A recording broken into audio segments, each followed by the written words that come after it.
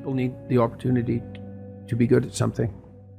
So then you might ask yourself, well, what's the best antidote to the discomfort of life? And you might say, well, it's comfort. And I suppose that's what you act out when you swaddle a baby. But a better antidote is something like adventure to excellence. And that's far better antidote to suffering than the mere absence of suffering. So, not to say that the mere absence of suffering, that's not nothing, you know. Stepping out of that sedation from comfort's difficult, though, especially if you've become routinized to it. Yeah, well, that's the difficulty of maturity. You know, the Freudians said very wisely that the good mother necessarily fails. What's that mean? It means she stops providing the comfort that insulates people against the need for adventure. I heard you say recently that a mother's ability to let her child go out into the world, knowing that they're still vulnerable and that it's now down to them and the world to look after them, that's one of the bravest things that they can do. It's the female crucifixion. So, and that's exemplified best in, well, the best portrayal of that I've seen is Michelangelo's Pieta. You know, it's a statue of Mary, and she has Christ's body on her, as an adult, on her lap, and he's broken and destroyed, and, you know, she's displaying that. And that's the bravery of a mother, to allow that to happen. But not only that, to facilitate it. So what about... Way you go, kid. Way you go. Way you go. Well, why? It's dangerous out there. It's like, yeah, no kidding. It's more dangerous here if you stay with me. By a lot. So you might lose your body out there in the world, but if you stay here, you lose your soul.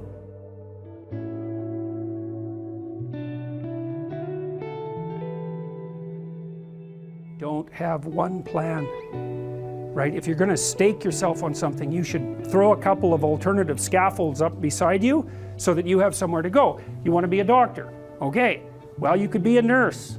It's like, it's not a doctor, but it beats cutting your throat. You're still doing 80% of what you wanted to do.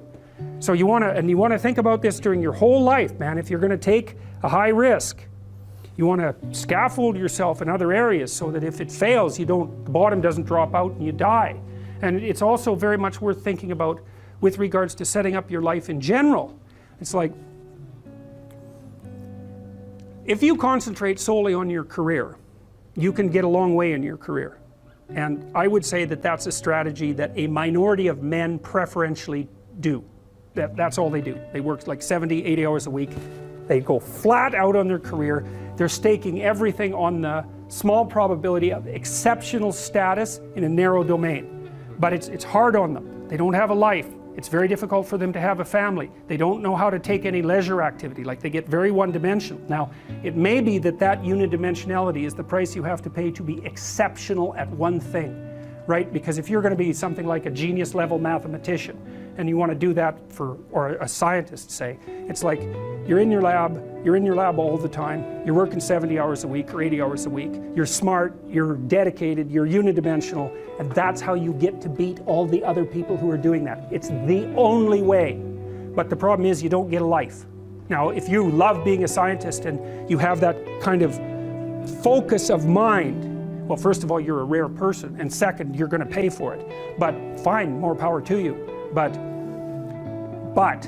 it's a risky business to do that. You sacrifice a lot for it, you know. And I would say most often, if you're speaking about having a healthy life, that isn't what you do. You spread yourself out more. So, you know, you have a family, you have some things that you do outside of work that are meaningful to you and useful. You have a network of friends. Well, those 3 things alone, or 4 things alone, are plenty to keep you well oriented. And then if one of those things collapses, you know, everything doesn't go. Now, the price you pay for that is, the more you strive to optimize that balance, the less likely you are to be fantastically successful at any single one of them. But you might have a very, you know, if you consider your life as a whole, that might be a winning strategy. One of the things Carl Jung said, I really liked this. He thought that men went after perfection and women went after wholeness. So they're different value, they're different, there's something different at the top of the value hierarchy.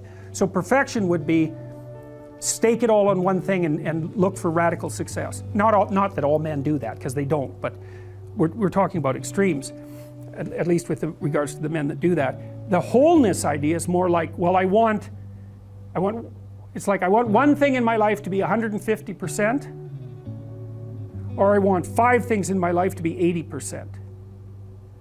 Well, there's a lot more richness in a life where you have 5 things operating at 80%, but you're not operating at any of them at 150%.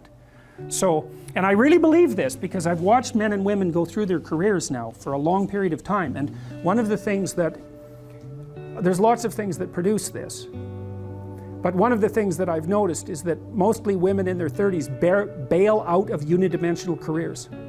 They won't do them.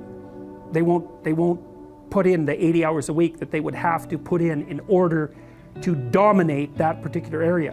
And it isn't, the reason that they won't do it is because they decide it's not worth it. And no wonder, because why would that be worth it? You have to ask yourself that. It's like, well, you want to be an outstanding scientist. It's like, okay, really, that's what you want, because that means that's what you do.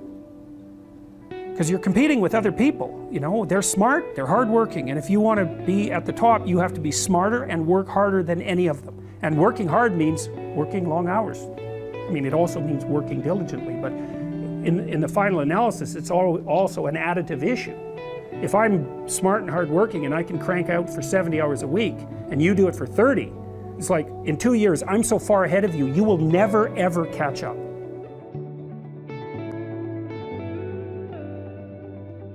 A woman is extremely bonded with her infant, say between 0 and 9 months, and the infant is utterly helpless. And so complete compassion and the provision of comfort is the only job that matters, and that's really the case. And then the woman has to switch gears to some degree. The mother has to switch gears as the child starts to become more mobile fundamentally and more independent. She has to let go of the infant, which is a real grieving process, and she has to start to facilitate this movement towards independence. But that's a hard shift, and so partly the role of the father in that is to be an advocate for the child's independence and to comfort the mother, to let her know that that degree of security provision is no longer necessary, but also to act as an advocate for the child's outgoing desire. And so it's the Oedipal situation is not only the mother, it's also, say, the weak father, but then it's also the child. So you can imagine, because Jung believed that these negotiated agreements were relational.